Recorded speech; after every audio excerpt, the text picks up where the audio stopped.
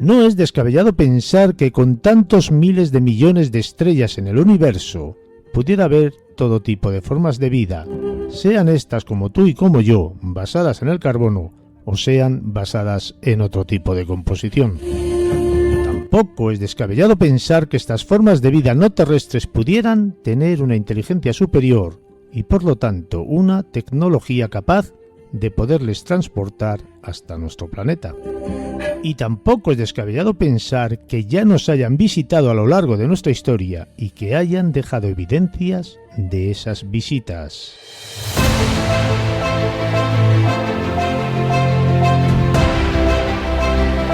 José Luis Jiménez, bienvenido, es un enorme placer que estés otra vez de nuevo aquí. Hola Juan Carlos, buenas noches. ¿Cómo vamos a enfocar esta parte? Porque tú sabes que de evidencias extraterrestres pues ha hablado por doquier en el mundo del misterio, en el mundo de la parapsicología y en el mundo de la ufología también, ¿cómo no? ¿Cómo lo vamos a enfocar o qué tinte le vas a dar tú de novedad quizás a esta nueva aportación para con nuestro programa? Yo lo que intento es de alguna forma dejar constancia de que tenemos pruebas físicas, de que tenemos evidencias de la estancia de seres extraterrestres en nuestro planeta, la Tierra, pero no de ahora que estamos viendo platillos voladores o objetos volantes no identificados, etcétera. Incluso tenemos testimonios de personas que dicen que han sido abducidas o que han visto, que han tenido contacto con estas presencias, etcétera. Yo me quiero referir ya a hechos, pues desde la antigüedad más remota, que siguen estando documentados, bien a través de documentos o incluso de la arqueología, y que nos están mostrando pues a esos seres venidos del espacio, venidos del exterior, que estuvieron o siguen estando en la Tierra con nosotros, y que, como veremos, pues hay no pocas, sino que son muchas las pruebas o evidencias que hay al respecto, ¿no? Pues para que por lo menos no se siga negando como se hace o se ha estado haciendo hasta hace muy poco la existencia de estos seres, ¿no? Algo que es evidente que lo tienes, que has convivido toda la vida con aquello y aún viéndolo se niega. Entonces esto es lo que me parece absurdo. Sí, pero salen, José Luis, evidencias, ¿no? Por ejemplo, yo recuerdo algunas pinturas que he visto por algún lado, supuestas pinturas rupestres que acierta a saber una determinada evidencia de que nos han visitado seres de otro planeta, pero también salen automáticamente desinformaciones sobre lo mismo. No, pero esto, vamos a ver, mira, yo voy a hacerlo, intentaré hacerlo en 10 puntos, en 10 apartados, para seguir un orden cronológico y más o menos, y ver 4 cosas de cada uno que no, aquí no hay discusión. Por ejemplo, en la Biblia. En la Biblia tenemos varios casos. Empezamos ya por el Génesis, ¿no? Uh-huh. En el Génesis, cuando se nos habla de la creación del hombre, de Adán y de Eva, vemos ya que incluso nos hablan de que hay un personaje que es la serpiente, ¿no? Que está en el árbol del conocimiento, del bien y del mal. Bueno, aquí nos está haciendo referencia a algo que se escribió mucho antes, pues como 6.000 años antes, que hablaremos también, que son las tablillas sumerias, ¿no? Que aquí nos hablan de unos seres que llegan del espacio, que se van a llamar Anunnaki, que viene a significar los que del cielo llegaron a la tierra. Pues bueno, siguiendo con la Biblia, tenemos en este pasaje del Génesis, creo que es en el 6.2, que nos dice: viendo los hijos de Dios que las hijas de los hombres eran hermosas, tomaron para sí mujeres, escogiendo entre todas. Bueno, pues si los hijos de Dios, cuando se hablaba de Dios se hacía siempre referencia a lo que llegaba del cielo, ¿no? Uh-huh. Algo que se desconocía, que era capaz de hacer unos prodigios que para los hombres de entonces aquello era incomprensible, pues tenía que ser un dios. Claro, si los hijos de estos dioses resulta que bajaban a la tierra y tomaban a las hijas de los hombres, para ellos, ¿no? La dice, y cogía a las más hermosas, claro, tontos no eran, pues estamos viendo que ya son seres extraterrestres, no son de acá, ¿no? Bueno, luego, y sigue también en el propio Génesis, nos dice: había gigantes en la tierra en aquellos días, y también después que se llegaron, cuando habían llegado, ¿no?, los hijos de dioses a las hijas de los hombres, cuando estuvieron juntos, y les engendraron hijos. Sigue y dice: estos estos hijos se refieren, estos fueron los valientes que desde la antigüedad fueron varones de renombre. Bueno, pues aquí tendríamos luego, pues, por ejemplo, ¿no? A Noé, por decirlo de alguna manera, ¿no? Y a uno de estos personajes que veremos que hacen referencia a ellos.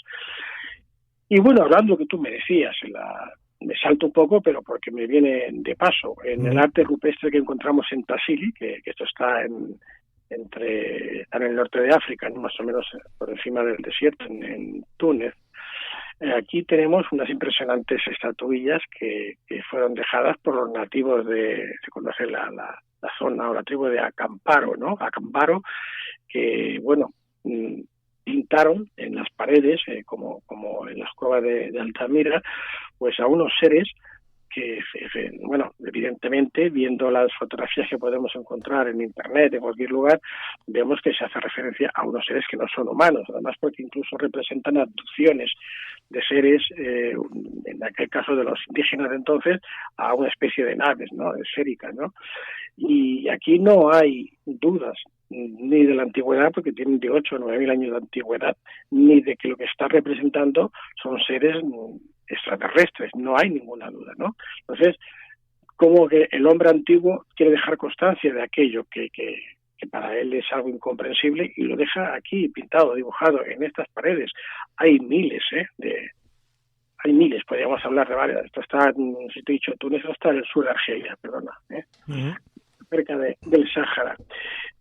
Por ejemplo, siguiendo por el orden, que no me lo quiero saltar, el Ramayana y el Mahabharata son unos libros sagrados de la India, también escritos hace pues más de 3.000 años, donde nos hablan de unos aparatos voladores que se conocen con el nombre de Vimana. Y aquí nos cuenta cómo los dioses, en este caso dicen los reyes, ¿no?, de esta zona de la India, pues se dedicaban a hacer las guerras en los cielos, ¿no? Precisamente con estos aparatos, con estos vimanas, ¿no? Es un aparato que tiene una forma como si fuese un cono, por darle una imagen que reconozcamos, ¿no? Y las especificaciones, incluso de cómo se construyen, del combustible que utilizan, de la potencia de fuego, por decirlo así, todo esto también se explica. Y como te digo, pues aquí son más de 3.000 años de antigüedad. ¿Cómo van a hablar seres humanos que se supone que apenas conocen el hierro y la rueda de un aparato que es capaz de volar, de surcar los cielos, que te especifica con toda una serie de planos exactos cómo se construye el Vimana y cuál es en este caso el propulsor que los hace volar, ¿no? Evidentemente es porque esa información le fue transmitida pues, por estos seres que llegaron del espacio, ¿no? Fíjate que, perdóname que te interrumpa, luego seguimos con el guión. Creo recordar que por aquellas tierras, aquellos lugares de África, sacaron en algún lugar una especie de mapas estelares incomprensibles para la tecnología y la humanidad de hoy en día, ¿no? Claro, porque fíjate que, no me acuerdo, la tribu de los Dogones, hablando de África, ya que estamos en ese continente, la tribu de los Dogones, ellos conocían la existencia de Sirio A, Sirio B y Sirio C. Estas estrellas solamente se han conocido hace muy poco. Se conocía la primera, Sirio A, pero la B y la C no se conocían. Hasta que no se utilizó los últimos telescopios espaciales, no fue posible visualizarlos. En cambio, ellos conocían esto porque se los habían contado unos seres que llegaron del espacio y les enseñaron una especie de... ellos lo interpretaban con una danza, ¿no? Hacían la danza como la Sirio B y alrededor de la A, la C de la B, en fin, y explicaban todo esto como se los habían explicado, pues hacía ya, pues vete a saber, miles de años, ¿no? Entonces, la tribu de los Dogones también te están explicando esa historia de estos seres que vinieron de estas estrellas de Sirio. Y como ves, estas tribus pues no conocían ni han visto siquiera un avión hasta recientemente, ¿no? O sea que ahí tenemos una información también que se transmitió hace miles de años. Cuando menos, José Luis, inquietante, ¿no? Sí, no, no, ya te digo, tenemos muchas. Yo, para no quedarnos cortos, si quieres, luego podemos pararnos y retroceder a Sí, volver a tú la no que te quieras. preocupes, que yo te he dicho que tenemos más o menos entre media hora, tres cuartos de hora. Si nos vamos un poquitín largo, porque el tema así lo impone, no tengas ningún problema, ¿vale? Bien, bueno, pues por ejemplo, en las tablillas sumerias, que antes he hecho referencia, en las tablillas sumerias, aquí que son una escritura cuneiforme, que se descubren el siglo pasado, el siglo XX, Nínive, y hay, bueno, como 50 y tantas mil tablillas. Las más importantes se encuentran en lo que se conoce como la biblioteca de Asurbanipal. Y aquí nos están hablando de unos seres que, según la traducción, significaría que llegaron del espacio, o sea, que del cielo vinieron a la tierra, de los que te he comentado, los Anunnaki. ¿Y qué nos dicen?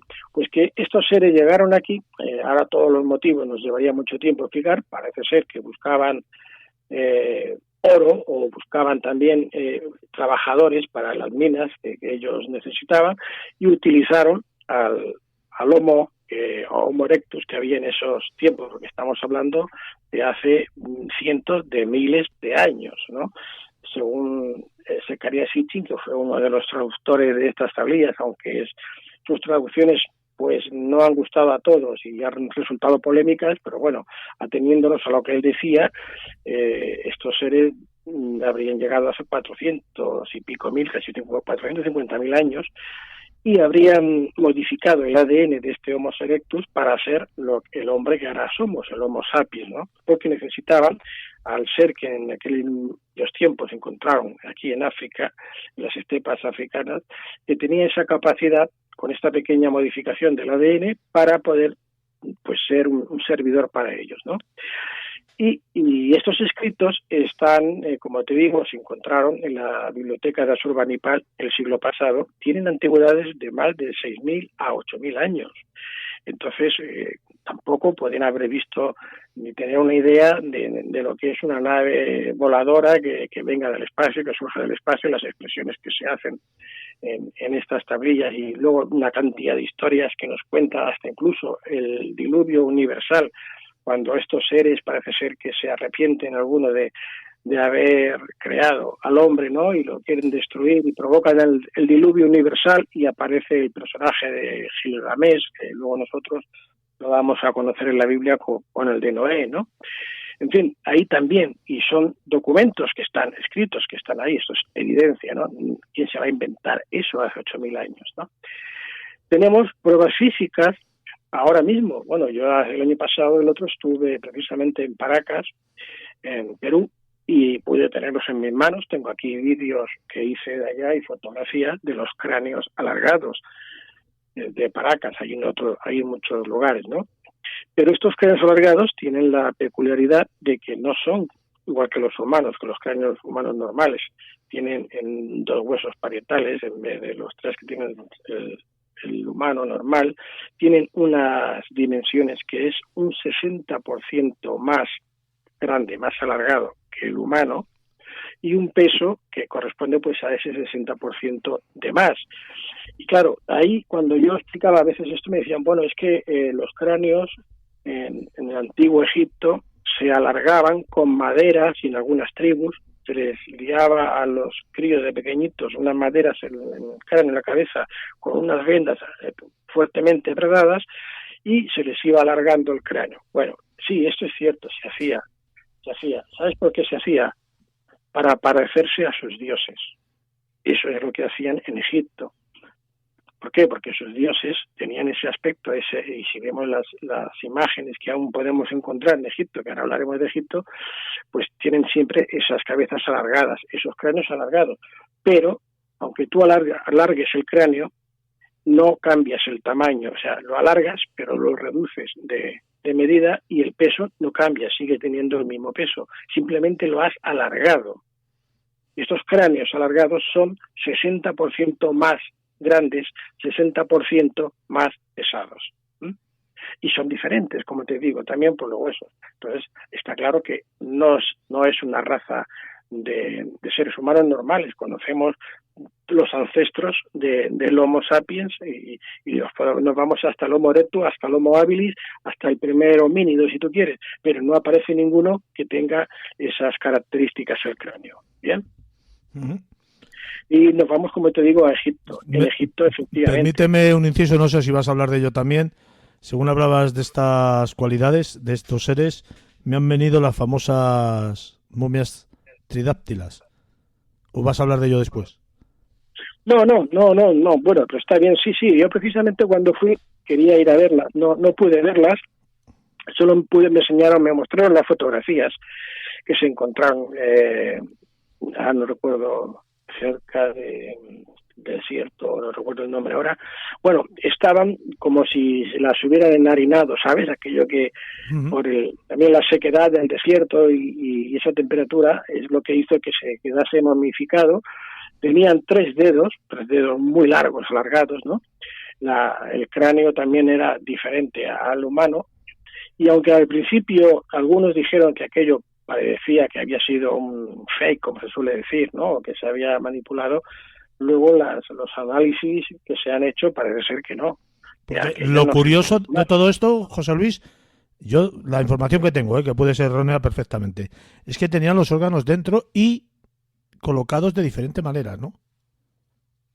Bueno, ya te dije que no llegué a verlas y a tener más información, porque cuando a mí me llegó esta información ya no me dio tiempo de ir a visitarlas y verlas, y lo que puedo saber es lo mismo que tú hayas podido leer, ¿no? Y yo normalmente, si tengo que investigar sobre una información y puedo, siempre me dirijo en persona al lugar, ¿no? Lo visito y lo veo in situ, y así puedo comprobar y por lo menos cerciorarme y de lo que diga luego, pues es lo que yo he visto, ¿no? Uh-huh. Y estas no las vi, pero por lo que tengo entendido es como tú dices, ¿no? Entonces, bueno, pero muy extraño. Luego hay una particularidad que es que resulta, o lo que yo tengo entendido, porque hicimos un programa sobre esto también hace tiempo, y que estaban metidas dentro de una cueva y que no tenían más utensilios que ellos mismos, que es que no había nada más alrededor. Como, claro, te lo voy a decir, como que vinieran de un sitio, les metieran ahí y se largasen. Sí, ahí en los Andes, porque toda esta zona, la zona de los Andes es muy rica en este tipo de enterramientos, a veces rituales, y también por el lugar que es muy propenso precisamente a conservar los cuerpos. Bueno, hay 3 momias también de niños que se encontraron muy cerca, están actualmente en Salta, en Argentina, que estas sí que las vi, aquí sí que pude estar con ellas y verlas, ¿no? Pero estos son momias, digamos, ya de personas, de seres humanos, no es de fuera de acá. Pero en aquellos lugares, debido precisamente a la altura, a la escasez de oxígeno, porque depende de qué altura ya el oxígeno no hay mucho, a la sequedad del ambiente, etcétera, son unas condiciones que permiten que los cuerpos se queden momificados de forma natural. Y esto es lo que les ocurrió seguramente también a estos 3 cuerpos que encontraron en esta cueva. Igual se refugiaron, si tuvieron algún accidente con la nave, cualquier cosa, o no sé, y se refugiaron allá y se murieron de frío y de hambre y se han quedado ¿no? Sí, pero es como una cierta prueba de que claro, no son seres por lo menos conocidos hasta la historia de hoy, y no solamente es que no sean seres conocidos hasta la historia de hoy, es que no hay evidencias de que haya muchos más. Por lo tanto, no, claro, por eso, evidentemente, ¿no? Luego veremos también que hay en otras partes del planeta hay seres que efectivamente dicen, bueno, estos no son de aquí, ¿no? Bueno, te decía antes, los egipcios, ellos se alargaban el cráneo, pero es que hay descendientes de estos extraterrestres. Osiris, cuando dicen que llega, se supone que de la Atlántida y tal, pero no es un ser humano normal. Luego su hijo Horus, Isis, y a partir de aquí los faraones que dice que son descendientes, pues por ejemplo tenemos a Nefertiti. Nefertiti, ese cráneo que todos conocemos, que con la belleza de Nefertiti, no está alargado artificialmente, es alargado ya de su forma natural. Por lo tanto, parece ser que descendía de estos seres, ¿no? Ya habían faraones que tenían el cráneo más alargado de lo normal. Entonces, aquí estamos viendo que es un híbrido, una raza que desciende de otros seres, no directamente se llamaban semidioses, ¿no? A sí mismos. Claro, y estos serían los que vivieron antes, ya pues los Sensuhor, que se llamaban los seguidores de Horus, que esto vendrían antes de la primera dinastía. La primera dinastía de Egipto sería como unos 5.000 años antes de ahora, 3.000 y pico antes de Cristo, pues 6.000 años más a 12.000 de otra, bueno, nos vamos a casi a 30.000 años antes de ahora, los primeros, y aquí vemos todas las pinturas en Egipto, como los templos, y donde nos representan como aparecen todos estos dioses y muchos se ven como si procedieran del espacio, ¿no? Con esta forma del cráneo alargado, ¿no? Y luego las informaciones que hay en Egipto, bueno, en las pirámides, tendríamos que hablar de un programa solo para hablar de las pirámides o del templo por ejemplo, de Ramsés II. En Dendera, ahí todas las explicaciones que hay en el Zodíaco de Dendera ya te explica toda la de la humanidad prácticamente desde el diluvio, ¿no? Entonces, toda esta información no se puede obviar, no se puede negar, y nos está hablando de seres extraterrestres. Y bueno, para no pararnos ahora en Egipto, ya hemos hablado de Tassili, que estaba cerca de aquí, y ya hemos dicho, pero ahora tenemos, por ejemplo, las figuras precolombinas mesoamericanas, las toltecas, las incas, las mayas. Fíjate tú aquí que nos representan los mayas, sobre todo, incluso ya lo que hoy día sabemos que es un platillo volante o como lo identificamos, está en miles y miles de grabados en piedras y en paredes, y se ve exactamente esa cara que conocemos, que identificamos con lo que llamamos grises, con esos ojos rasgados, oscuros, pues miles de estas formas también. Los incas tenemos también esas figuras de estos aviones también de oro, o los toltecas. Todas, en Mesoamérica prácticamente todas las culturas mesoamericanas tienen objetos y figuras que nos están mostrando a seres llegados del espacio. O tenemos también incluso el señor de Palenque, en esa tumba, que claramente nos está mostrando, por decirlo de alguna forma, una especie de astronauta, ¿no? Incluso vemos que algunos de ellos portan la escafandra, todo tal como lo haríamos ahora mismo si estuviéramos observando pues a uno de nuestros astronautas que va a la Luna. Exactamente igual. Sí, luego también las famosas piedras estas ¿cómo se llama?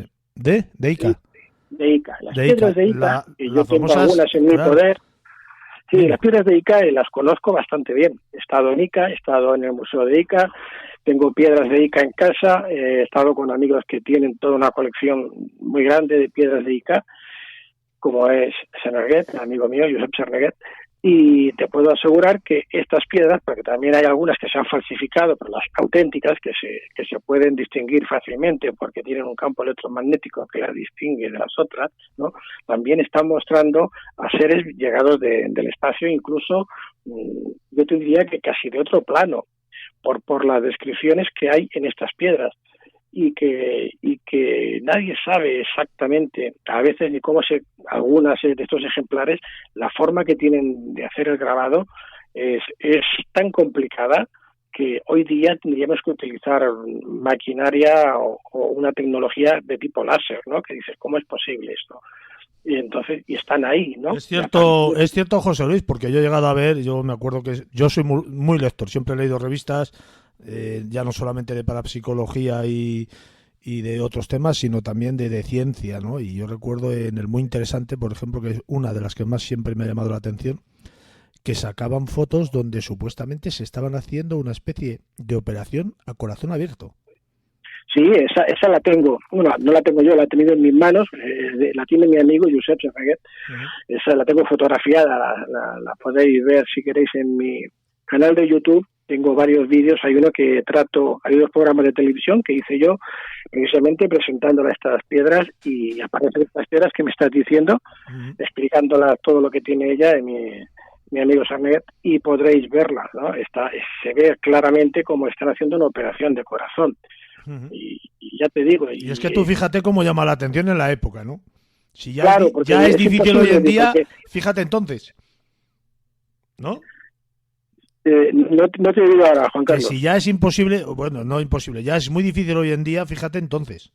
No, claro, aunque dicen, bueno, esto lo han hecho ahora. Bueno, si lo hubieran hecho en el siglo pasado, cuando fuese, porque estas piedras ya llevan años descubiertas, eh, antes de que el doctor Barnard, me acuerdo yo que fue el primero que lo llevó a cabo en Sudáfrica, pues dice, bueno, ¿cómo dicen que un pueblerino, un campesino que apenas sabe escribir, que prácticamente analfabeto, va a saber hacer todo esto?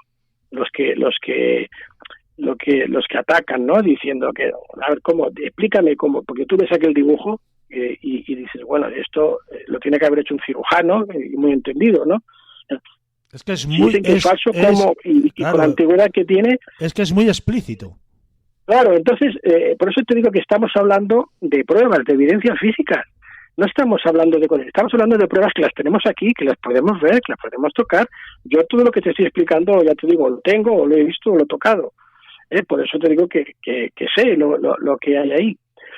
Y bueno, por ejemplo, siguiendo en esta trayectoria y cronológicamente, pues nos vamos, si quieres ya, porque en la Edad Media tenemos, pero como son pinturas de la Edad Media, pero tenemos varias pinturas donde se ven estos platillos volantes, estas naves en el cielo, que incluso que algunas de ellas salen rayos como que están iluminando a los personajes que se representan en la pintura. Hay varios de estos.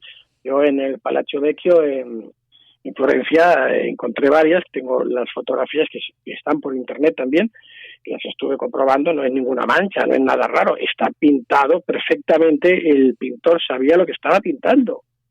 Entonces también dice, bueno, aquí si quieres puedes poner la duda, porque dice, bueno, puede ser una imaginación del pintor, pero es que resulta que son varias y son pintores diferentes. Y luego, siguiendo este orden cronológico, pues mira, nos podríamos ir al Área 51, el caso Roswell, ¿no?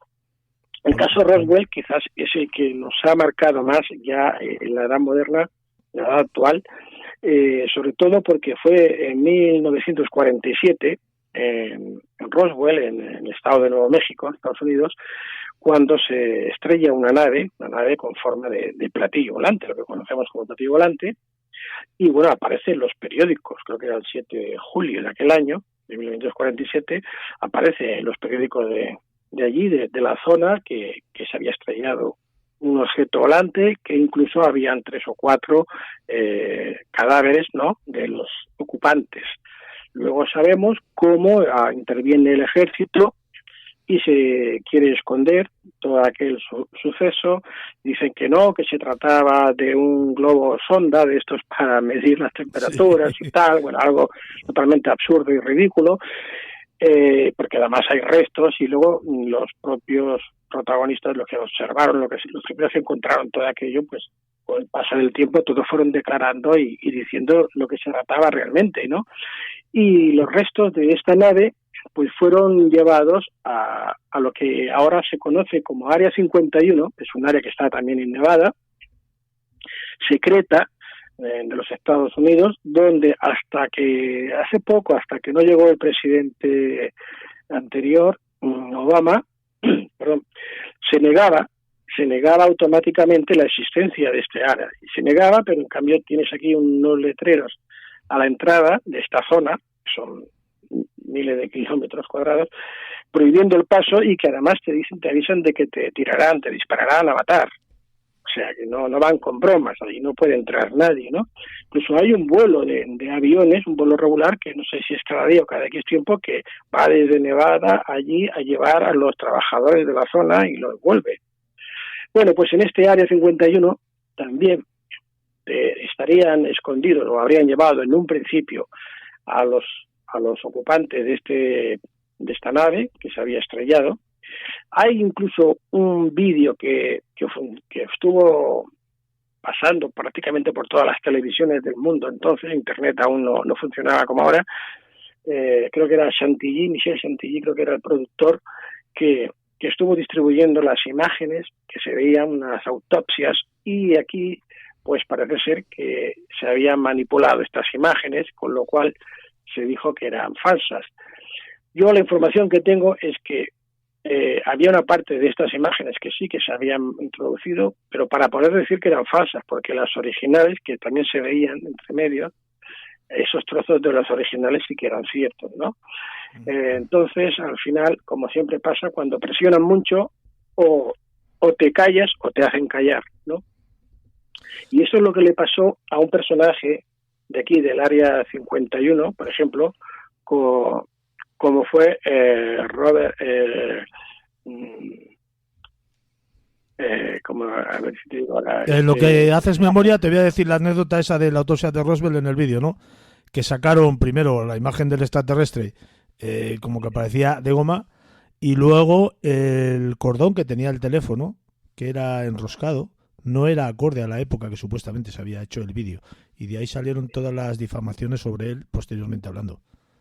Sí, ya te digo que seguramente sí se utilizaron partes grabadas posteriormente. Sí, para desinformar, básicamente, o para desmentir, ¿no?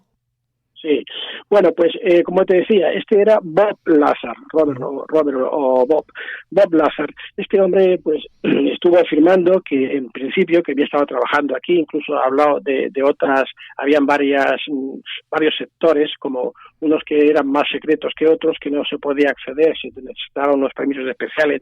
Y él decía que había estado trabajando junto con algunos de estos alienígenas, sobre todo hablaba de los grises, pero dice que habían otros, en lo que era construir, o por lo menos conocer cómo funcionaba el sistema de propulsión de estas naves, utilizando la ingeniería inversa, ¿no? Y bueno, él demostró con documentos y bastantes pruebas que él tenía de que era cierto, que había trabajado allí, pero luego el gobierno se encargó de desmentir todo lo que él decía, y al final este hombre, al cabo de los años, ya no quiso hablar más, ya se cayó, no quiso seguir. Pero después de este hombre siguieron otros personajes, y en este caso hago referencia al doctor Stephen Greer, que fue fundador del Discovery Project, en español sería Proyecto de Divulgación o algo así, ¿no?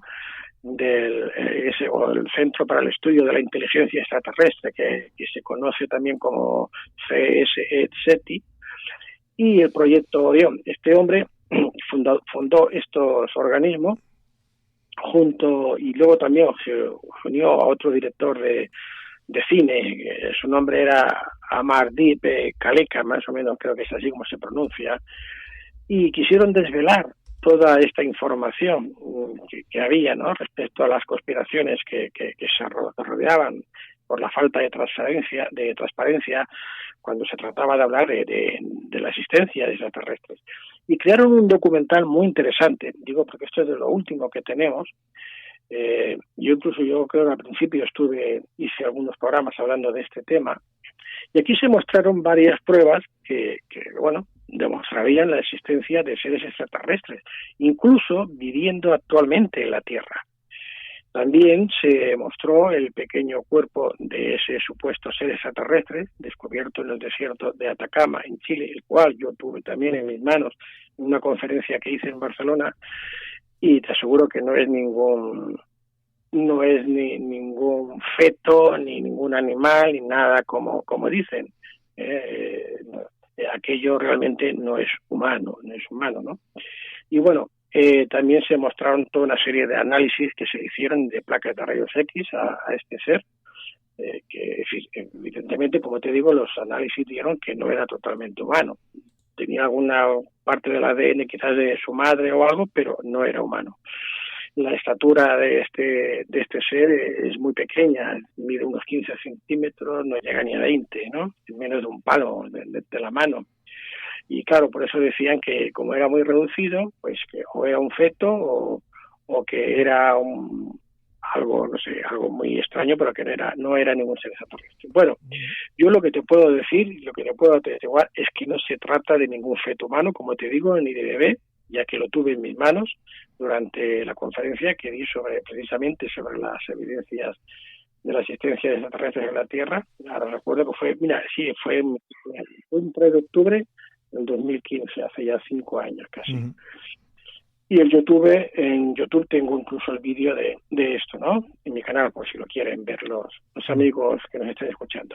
Bueno, siguiendo con este documental, como te decía... Permíteme 2 incisos, luego seguimos, ¿vale? Porque vamos hablando y hay dudas que nos pueden saltar a los oyentes como a mí mismo, primero, aunque tú y yo ya sabemos qué son los hombres o quiénes son los grises, mejor dicho, y lo otro, que yo creo que es algo más complejo de explicar, lo de la ingeniería inversa, ¿no? Si lo de ingeniería inversa podemos pasar de ello, pero lo de los grises sí me gustaría que lo explicaras brevemente y luego continuamos. ¿Te parece? Sí, sí. A ver, los grises son unos seres extraterrestres, son de estatura pequeña, o sea, puede ser 1,20 m aproximadamente, tienen la cabeza muy grande, en forma de pera inversa, ¿no? Los ojos son esos ojos negros, diríamos muy rasgados, como almendrados, apenas tienen nariz, 2 orificios prácticamente donde está la nariz, y la boca muy pequeña, los brazos son muy delgados y alargados, con los dedos muy largos, y esto es lo que hemos visto en películas y en documentales, son exactamente así, es que son así. Y estos seres diríamos que son, si lo tuviéramos que poner en categorías a los extraterrestres, estos serían los machacas, ¿no? Para que se entiendan, ¿no? Uh-huh. Los que estaban abajo de la pirámide, ¿no? Entonces, estos serían los grises. No sé si con esta explicación... Sí, ha sido perfectamente clarificadora. Y lo de la ingeniería inversa es un poco más complicado. La ingeniería inversa es que de estos aparatos, de estas naves, las que se estrellaron en Roswell y otras que han capturado, los Estados Unidos han capturado otras naves, han desmontado, por ejemplo, pues si este es un platillo volante, el de Roswell, que al estrellarse, pues tienen aquí todas las piezas más o menos bien, ¿no? Algunas que no funcionan, pero estudian cómo funciona aquello, qué es lo que hay, y entonces, gracias a intentar montarlo de nuevo, una vez que lo han desmontado, van viendo cómo funcionan y diríamos que utilizan esa ingeniería que ya existe inversamente, desmontándola para ver cómo funcionaba. Sí. Y así, por ejemplo, en Roswell, a partir de ese momento, es cuando en este planeta se descubre el transistor. El transistor en 1947 no existía, no se conocía. Todos los aparatos de radio, la televisión tampoco existía aún. La radio, sobre todo lo que utilizaba la electrónica, no sé si te acordarás, habían como unas lámparas que se llamaban. Sí. Y en las televisiones igual, ¿eh? Pero eso en la televisión salió más tarde aún. Sí. Pero bueno, había unas lámparas que tenías que esperar a que se calentasen, a que se encendieran, se calentaran para que ello empezase a funcionar. ¿Recuerdas? Sí, mi padre... Bueno, yo soy mayor que tú. Sí, pero yo... Perdóname, yo lo he mamado porque mi padre reparaba estos aparatos. Pues, cuando después de este incidente de Roswell, pues gracias a esta ingeniería inversa, consiguen pues encontrar el transistor. Y a partir de entonces, con el transistor empiezan a salir los primeros ordenadores. La IBM, por ejemplo, el director de la IBM, que no recuerdo el nombre, él lo llegó a decir, que el transistor se descubre gracias a la ingeniería inversa de estos aparatos. La ingeniería inversa, para que entendamos así coloquialmente, es a partir de algo que es desconocido, que te encuentras, empiezas a ir hacia atrás a ver cómo funciona y el proceso que tiene, ¿no? Hasta llegar a un inicio. Sí. Más o menos sería algo así.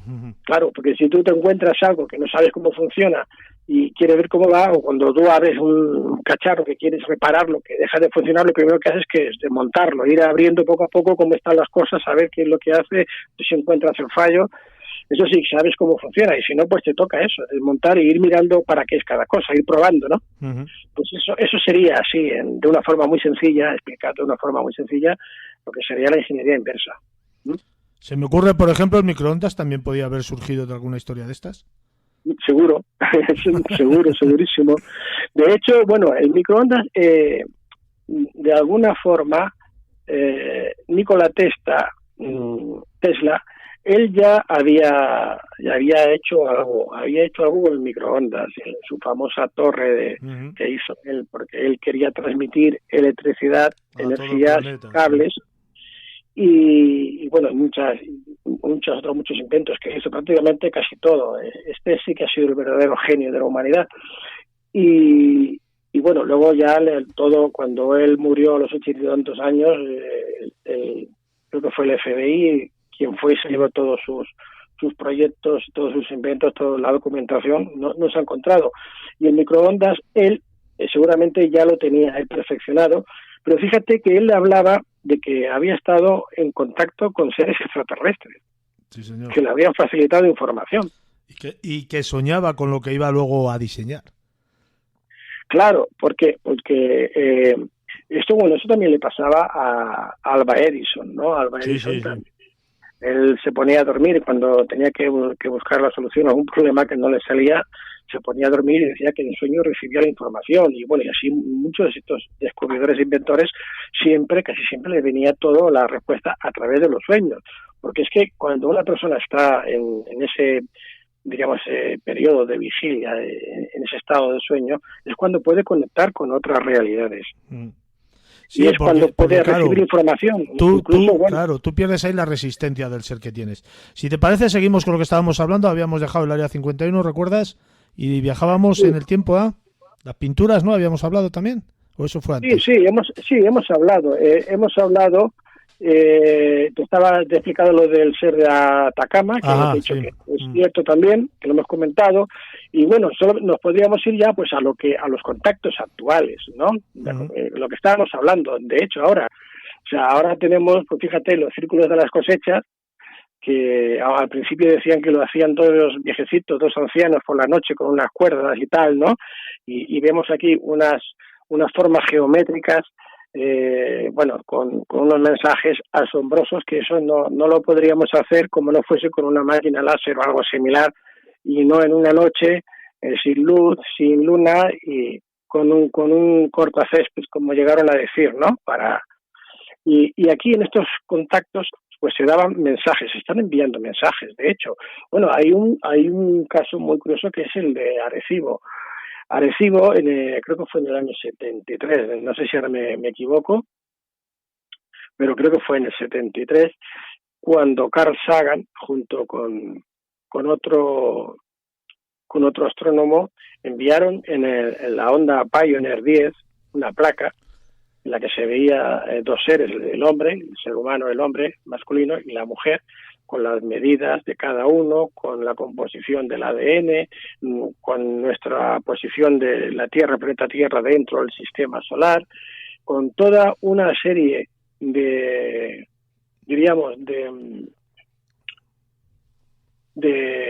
datos, de información, que eso solamente lo podría entender una inteligencia superior, ¿no? O sea, si eso llegaba a algún sitio, sabrían encontrarnos dónde estamos, en fin, quiénes habitamos. Todos estos datos científicos se envían en la Pioneer 10, como te digo, en esta placa. ¿Y qué pasa? Pues que resulta que al cabo ellos pensaban que el sistema solar donde pudiese haber vida estaría, no sé si me dijeron que era Vega o una de estas estrellas, como unos 50.000 años luz, o no sé cuántos, no 50 años luz, perdona, de distancia o algo así. Bueno, ellos esperaban mucho tiempo, ¿no? Miles de años luz. El caso es que en 1900, creo que fue, si no recuerdo mal, en 1981 puede ser, ahora tengo la duda, en Chilton reciben la respuesta a este mensaje que mandan, y lo reciben como si fuese, pues eso, como un círculo de las cosechas, pero en este caso se dibuja perfectamente la imagen de este ser extraterrestre, de este que hemos comentado, el gris, que tiene esa fisonomía, diciendo que están en otro sistema con una posición de los planetas, además un sistema donde parece ser que hay 3 soles, donde ellos explican ahí su ADN, donde ponen toda una serie de información. Responden exactamente a lo que se mandó, pero lo responden al cabo de pocos años, no sé si son 14 años o así, ahora tengo la duda, estoy con esta duda, me hablo de memoria, pero se responde. Entonces, está claro que la forma de enviar la información que estos seres tienen es mucho más rápida que la de la luz. No solamente que existen, porque te están respondiendo, te están diciendo que sí, que existen y que ellos son de esa forma, sino que encima te lo dejan plasmado en este campo de cosecha aquí en Chilton, y te lo dejan en un tiempo, como te digo, prácticamente récord, sí. ¿No? Esto fue, a ver, perdona, es que no me quiero equivocar y quiero dar, esto fue el 14 de agosto del 2001, fíjate, cuando se apareció, o sea que es reciente, ¿no? Que no hace mucho, ¿no? Y aquí, si quieres, ya te puedo decir sí todo lo que, porque estaba buscando mis apuntes, porque te hablaba antes de memoria. Sí, bueno, no te preocupes, pero yo he encontrado una cita que no me acordaba de la Biblia, en lo que tú ordenas un poco los apuntes que te voy a citar. Y aconteció, que mientras ellos iban andando y hablando, aquí apareció un carro de fuego y caballos de fuego que separó a los dos, y Elías subió al cielo en un torbellino. Eliseo... me lo ibas a contar. Eliseo... Te lo iba a decir al principio cuando hablaba de la Biblia, porque digo, pero bueno, precisamente, siempre, este es un ejemplo porque es muy fácil de entender. Perdóname que te haya cortado antes. No, es que es muy fácil, porque fíjate, Elías, el profeta Elías dice, se conoce como la aducción, ¿no? del profeta Elías, o el arrebatamiento, dice la Biblia. Claro, dice, un carro de fuego arrebata a Elías y se lo lleva a los cielos, ¿no? Ya no lo ven más. Es una aducción que hoy día llamaríamos así. Pero ¿por qué llaman un carro de fuego? Pues primero, algo que se mueve tiene que tener ruedas. Estamos hablando de hace 2000 años y pico, 3000 años cuando escriben la Biblia, ¿no? Porque esto ya está en el Antiguo Testamento. Entonces, para las personas de aquel entonces, algo que tiene luz, una luz eléctrica similar, como sería en este caso que hoy conocemos, ¿no? De algún tipo de rayo, etcétera, como no es el sol y no es un fuego, no es una hoguera, sino lo más parecido al sol no es pues fuego. Entonces dicen, una cosa que se mueve por el cielo y que ilumina tanto, pues tiene que tener fuego. Así que dicen, es un carro porque se mueve, y es de fuego porque claro, sale esa luz que alumbra, sí. ¿no? Pues es su forma de explicarlo. Claro, entonces es la forma de explicar lo que ven, porque no pueden decirte como hoy dirías, un gran foco de luz se iluminó y la nave, esto, claro, pero ellos no saben lo que es una nave ni lo que es un foco de luz, pero esto lo explican. Es como cuando Moisés en el Sinaí, cuando narra, también dice, y se oyó la voz desde el cielo y la llama, o la zarza, vaya hombre, no me sale, la zarza, se quedó iluminada, o sea, con fuego sin quemarse, ¿no? Dice, estaba llena de llamas y no se quemaba. Claro, lo que te está diciendo que aquello es un foco de luz que llega allí, ¿no? Imagínate una nave que te está enfocando con un rayo de luz allá, con una especie de holograma, ponle por ejemplo, ¿no? Como ahora mismo cogemos un holograma... Sí, que no entendían ellos la luz como nosotros, está claro. Ahora se está utilizando, estamos viendo actuaciones, pues yo ahora me acuerdo, no sé, de Nat King Cole con su hija Nicole Cole cantando juntos, los dos están muertos. En cambio, en medio de un teatro te proyectan los hologramas y tú escuchas la voz, escuchas cómo cantan, la música, cómo se mueven, cómo tal, y si tú no vas a tocarlos, pues piensas que existen, porque imagínate 2000 o 3000 años atrás, ¿no? Pues esto es lo que nos intentan explicar a su manera, con su lenguaje. Es decir, y bueno, y aquí ya si nos vamos a la Biblia con los hologramas, pues imagínate si tenemos aquí pruebas y pruebas y pruebas. Sí, pero fíjate, hablando de estos hologramas, ahora tenemos el proyecto Blue Beam, o bueno, creo que al castellano se traduce como rayo azul, ¿no? Que es una especie de esto que estás hablando, ¿no? No a nivel espectáculo, como tú has dicho, sino a nivel de intentar hacer ver a la gente pues apariciones marianas o apariciones ufológicas producto de... esto yo leí algo, lo querían, no sé si incluso de alguna forma relacionar con el atentado de las Torres Gemelas, ¿no? Sí. Como que la gente lo que vio entonces no era real. En fin. Sí he escuchado algo al respecto, la verdad es que no he profundizado en el tema, pero sería lo que tú has dicho, proyectar imágenes de tal manera que la gente los viese en el cielo en cualquier parte, claro, y pensara que es una realidad, ¿no? Y no es una realidad, sino que es una especie de holograma. Ya te digo que si miramos en la Biblia, pues cuando nos hablan de seres, los ángeles, ¿qué son los ángeles? Pues seres que vienen del cielo y como vuelan, y entre aquella fecha, si no tenías alas, tú no podías volar. O sea, no hay nada que vuele en el aire si no tiene alas, ¿no? ¿Hay algún animal que vuele sin alas? No. Entonces, todo lo que está en el cielo tiene que tener alas. Por eso te lo representaban con alas. Y te decían que eran ángeles y te lo pintaban con aquella forma, porque para identificar que aquello venía del cielo. Me estoy acordando ahora del caballo de Troya, fíjate. Sí, bueno, el caballo de Troya, a ver, no hay que olvidar, es una ficción, ¿no? Una ficción que hoy día podría ser realidad. Hace unos años se vería mucho más inverosímil. Pero claro, también hay que contar que la tecnología que existe en los Estados Unidos está mucho más avanzada a lo que nosotros conocemos. Por ejemplo, el Internet que estamos utilizando ahora, hace 30 años ya lo estaban utilizando los Estados Unidos. Ellos ahora van mucho más adelantados. Lo mismo sucede con las naves, con los aviones, y la tecnología del viaje en el tiempo, pues yo estoy convencido de que ya la tienen.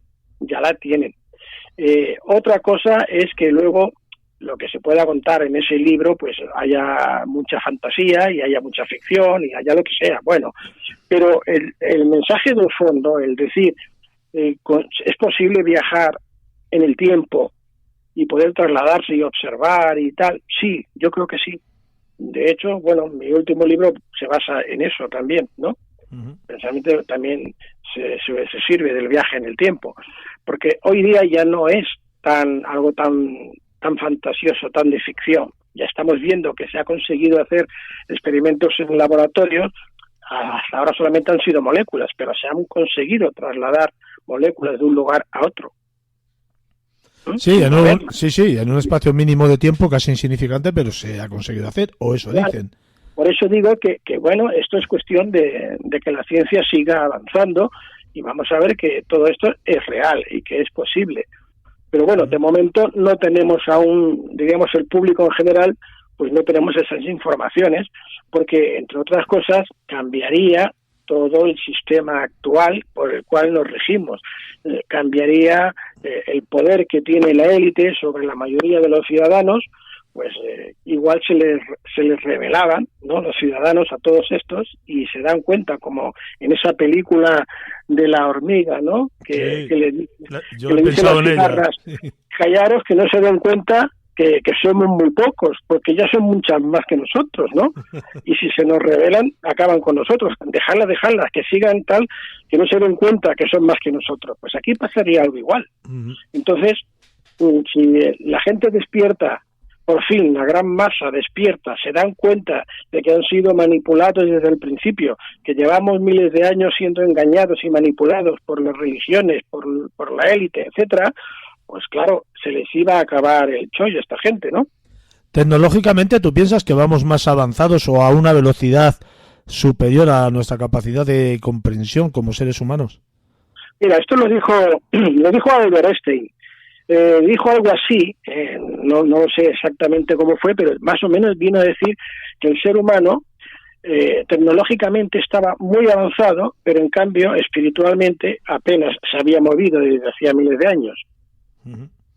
Y es cierto.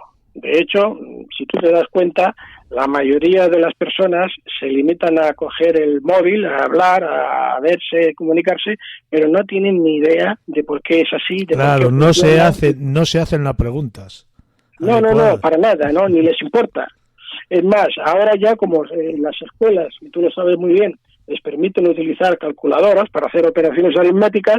Tú ahora le dices a un chaval de ahora que te haga una división, una raíz cuadrada, que te multiplique por 11, no sé qué, y no sabe. No sabe. Si no coge la calculadora, no sabe. Porque nadie se memoriza ni siquiera las tablas de multiplicar. ¿Qué están haciendo? Están haciendo que la gente se vuelva cada vez más tonta. Que no sepa resolver los problemas por ella misma. Que acuda a pinchar un botón o a que le digan aquel tal plum, para siempre tener que depender de algo o de alguien. Y esto es lo que se ha estado haciendo desde siempre. Y cuando han salido los 4 que han levantado la cabeza para decirle, que no está, ¡pum!, se las han cortado. Y en las religiones vemos que han sido a los herejes, a los que los han quemado vivos, y en las naciones, los estados, cuando algún periodista ha destapado algo, se lo han cargado. Se lo cargan, sí, pero literalmente. O bajo una prueba de que, pues como esto de que hemos dicho, por ejemplo, ¿no?, del OVNI, de aquí de Nuevo México, pues ocurre lo mismo. Intentan, además, o sea, además de que se ha demostrado y de que efectivamente todo el mundo, o la mayoría, ya sabe que existen, siguen negándolo, ¿no? Y siguen, porque hay gente que es muy crédula, se lo cree, lo que diga... Porque es muy cómodo también, ¿eh? Sí, es muy cómodo dejarse llevar, ¿eh? Claro, y cuando dices una verdad como Internet, desgraciadamente, digo desgraciadamente o afortunadamente, a veces no se sabe, pero bueno, desgraciadamente hay mucho bulo, se utiliza mucho Internet también para meter bulo, pues cuando alguien está diciendo una verdad como un templo y está demostrando todo aquello, pues ¿qué hacen?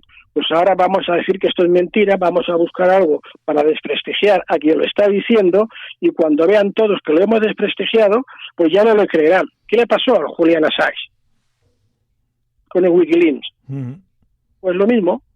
Entonces este hombre tuvo la osadía de plantarle cara a todo el sistema, y cómo lo ha pagado, y cómo lo está pagando, ¿no? Y por lo menos vive.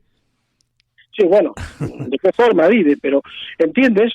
Entonces esto es lo que sucede. Entonces el precio a pagar no es barato. No es barato, no. Sobre todo cuando va tu vida y tu familia con ello. Claro, por eso mucha gente que tiene información, que sabe y que puede, pues tiene miedo, lógicamente. Normal. Y a veces no es por él, a veces es por la familia. Porque lo que te hacen muchas veces es decir, no, a ti no te vamos a tocar, vamos a coger, pues si tienes un hijo, una hija, o tu mujer, lo que sea, ¿no? Y entonces ahí ya lo saben, ya saben dónde tienen que tocar.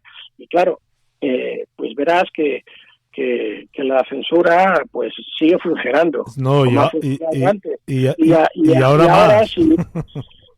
Sí, ahora si no te la hacen de la forma que la hacían antes, lo utilizan de otra manera, porque sencillamente te desprestigian o te buscan las cosquillas por otro lado, y al final acabas callándote, que es lo que le pasó en este caso a Bob Lazar. Y al final el hombre ha tenido que callarse. Porque no le quedaba otra. ¿Te parece que terminemos? Sí, a no ser que quieras añadir algo más, se nos haya quedado alguna historia que nos querías contar.